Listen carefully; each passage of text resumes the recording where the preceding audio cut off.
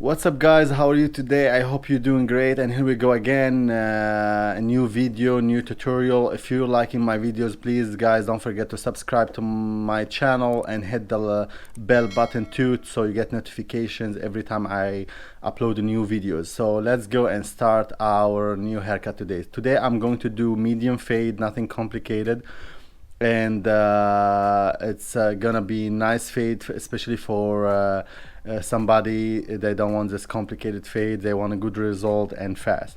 So first thing I'm gonna do, I'm gonna use number 3, and the guard's open, so I want to clean first, because every time you want to fade you have first to clean the bulkiness. If there is too much bulkiness, your fade won't be that precise and you won't get this great result. So I recommend first to remove bulkiness first. After that you can start your fade. So here we go. As you see, like, I'm keeping my clipper under the occipital bone here. When I hit the occipital bone, I stop here and I don't pass the occipital bone, and as you see I'm using the C motion. Why? Because it's not gonna create this harsh line. So now after I clean, I start with number 1 and guard close. Because he doesn't want his hair too short, always listen to your client, what they want, not what you want. So I'm doing just like half an inch around the perimeter. This was number 1. And as I said, I don't go too high because he wants his fade to be medium fade. After I talked to him here, he said it's okay if I can go a little bit shorter. So now I'm going back again and I'm using number half, okay, close. I'm doing again the same area. I started with number 1. I'm doing it with number half because he felt like he can go shorter. So sorry for that, but this is what he decided after that. So now I'm going back to number 1, and as you see I open the guard. So you see open guard, and I'm going to do 1 finger above that. As you see, I put my finger. I don't want to go too high because I want to keep my fade medium. I don't want to go too high, and I keep the consistency and I go with the head shape.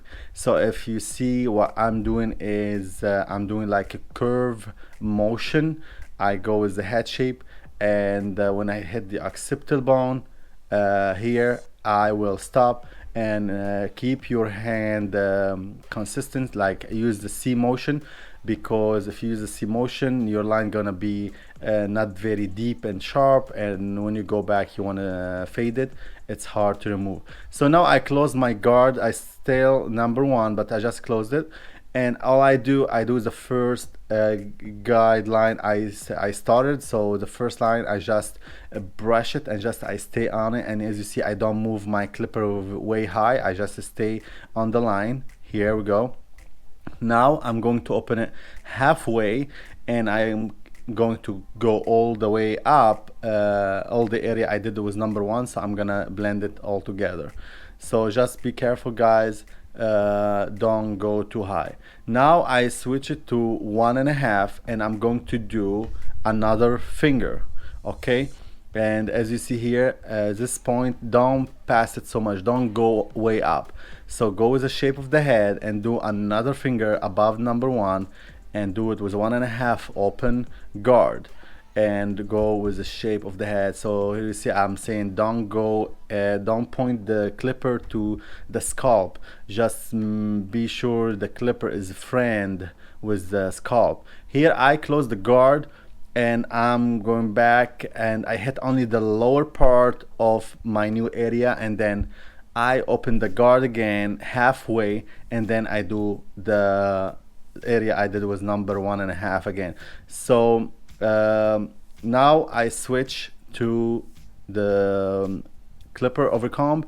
So as you see, your clipper is what's important, and the haircut, sorry, your comb is what's going to create the shape, not the clipper. Clipper only does order and only cut. So if you control your comb very well, your result's going to be beautiful. So as you see, I'm going straight up, not going in.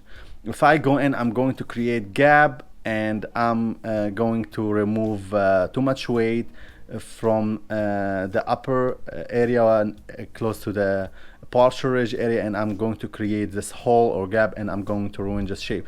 So same things, I switched to shears over comb, and if you notice my comb not going in, it's going all the way up, like to the sky, straight up. So makes my blend beautiful and seamless. Now I switch it to texturizing shear just to make it more seamless, and I don't want to remove length. I'm going to remove weight, that means bulkiness. So this is gives it a beautiful shape on the partial ridge, and after that I'm done. Now I'm going to detail the line he likes. This is how he like it. The line is already there.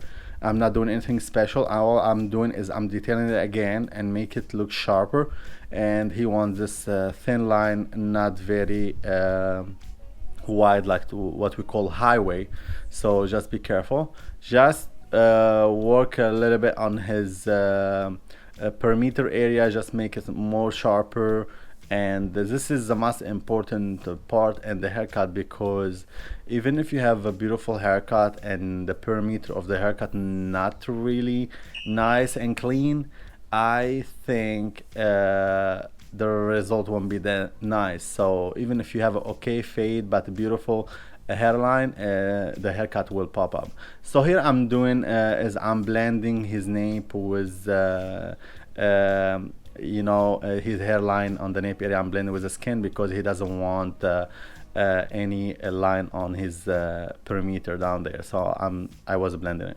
So here I'm going to cut from short to long. You see this little piece on the crown area, this is going to be my guideline, and I'm going to cut with a diagonal line from short to long. So if you see how I angle my elevation, the way I'm angle is I'm not cutting horizontal, I'm cutting diagonal from short to long.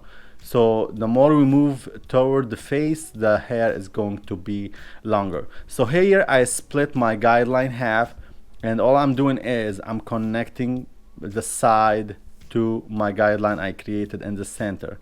Because if you remember, the head is not flat, the head is curvy. It's like egg shape, or like a, I don't know if it's true, it's like a ball or an egg shape. It's not flat, so we have to connect it with this angle, like curvy angle. So you see my guide from the center, I'm connected on the other side, and he didn't want to lose so much length on the top because this is the way he like it.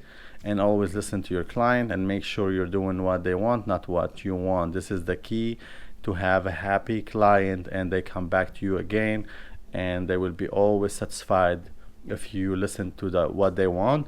Here we go. I'm just using a foam mousse, very light. It adds shine to the hair and makes it very lightweight and fluffy. Because I don't like to use those heavy products, sticky products, oily, and make the hair very greasy. So now I'm using a paste, a medium hold, and I'm using just a little bit amount of it. I'm not using so much, and I put it on the shaft of the hair, and I don't let it go to the scalp, because if it goes to the scalp, it's going to close the follicle, and here the clients are gonna lose their hair.